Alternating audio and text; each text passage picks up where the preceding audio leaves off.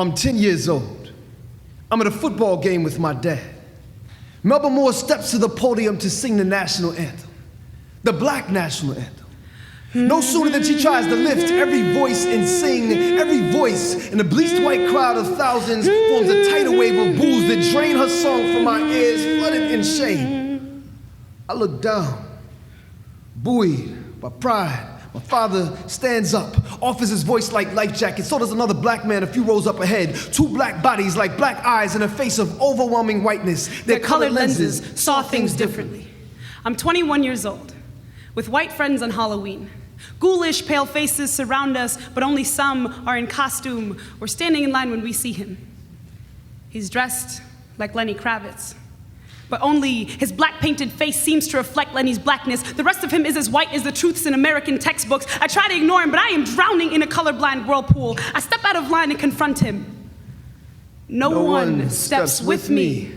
Two black faces face off. They do not notice I am waging war, and such is the nature of seeing while black. I saw it at 10 when my people's anthem was drowned in a sea of hatred. I saw it at 21 when everybody looked, but nobody saw. I saw it then. I see it now, and I will see it again and again in years to come. Too many times to count. It would be like counting the ways blackness has been blacklisted in Western society. We were diagnosed as disease like the black lung or the black plague in the body of white supremacy. The black eyes in the face of America's vanity. Mirrors distorted our reflection into blackface as we became the black sheep in a flock of humanity, or at least that's the world they wanted us to see through the lens of their bleached history. They wanted us to see only darkness in these black bodies. They made them oceanic battlegrounds that threatened to drown us in our melanin. But we've been fighting these hate-filled currents for centuries. Even though they think black people can't swim, we have always been able to see for ourselves ever since our third eyes crafted the framework of ancient civilizations as young pupils of the cosmos dilating from humans to gods. When we saw divinity in our melanin before the Western world whitewashed us from gods,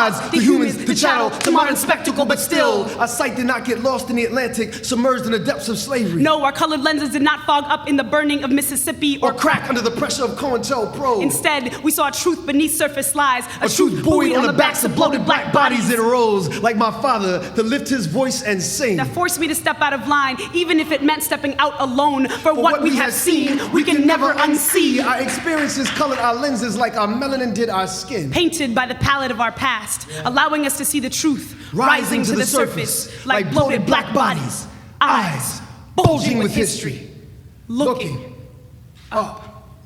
Yeah.